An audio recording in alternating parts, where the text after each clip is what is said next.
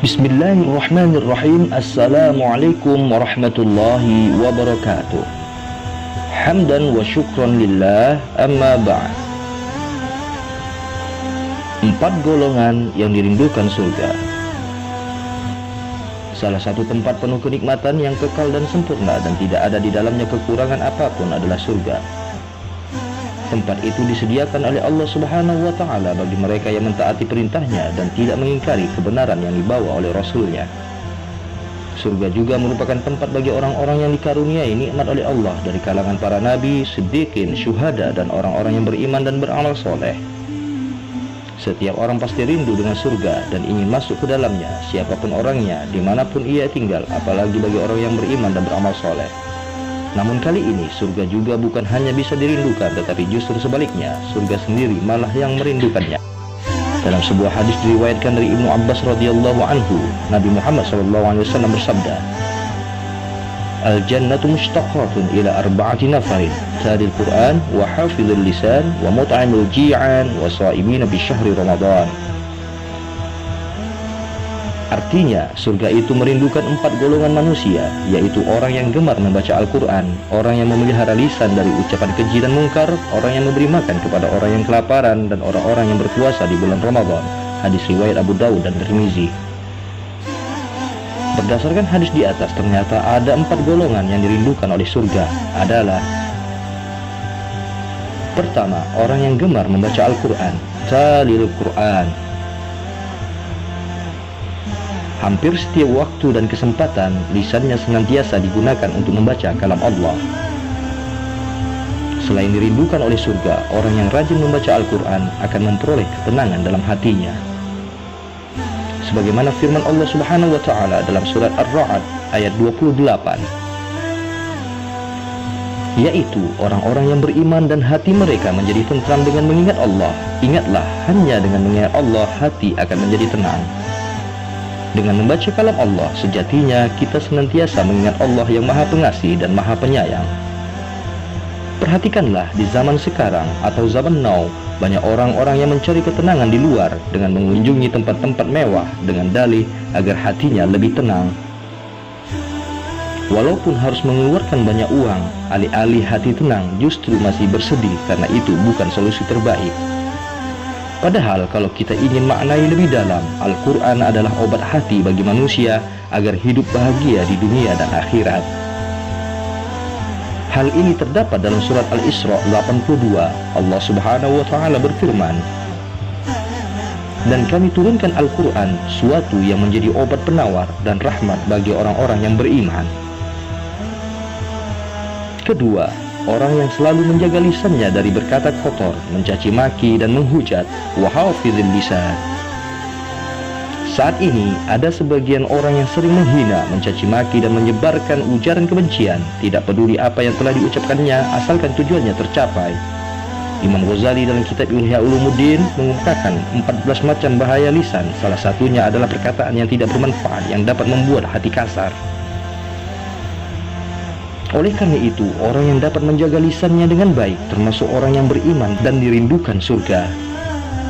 Hal ini sesuai dengan hadis Nabi Muhammad SAW bersabda dari Abu Hurairah radhiyallahu anhu,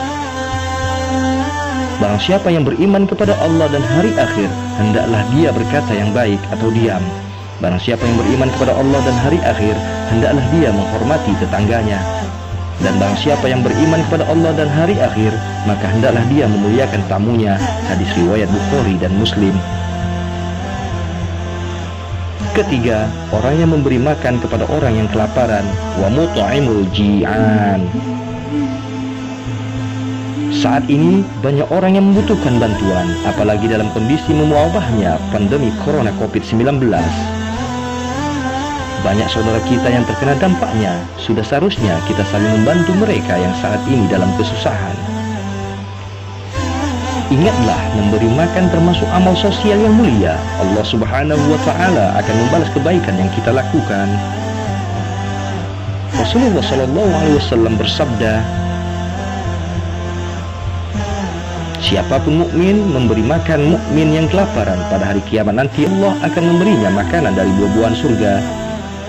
Siapapun mukmin yang memberi minum mukmin yang kehausan, pada hari kiamat nanti Allah akan memberinya minum dari minuman surga.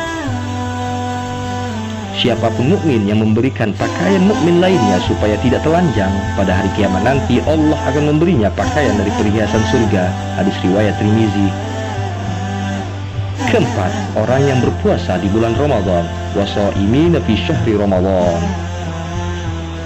Bersyukurlah bagi mereka yang senantiasa melaksanakan puasa di bulan Ramadan. Kehadiran mereka dirindukan oleh surga. Bahkan Allah Subhanahu wa ta'ala telah menyediakan pintu bagi orang yang melaksanakan ibadah puasa.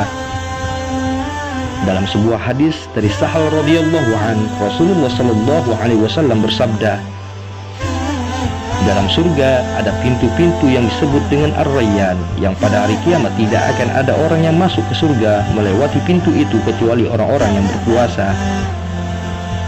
Tidak akan ada orang pun yang melewati pintu tersebut selain mereka yang selalu dikatakan kepada mereka, "Mana orang-orang yang berpuasa?"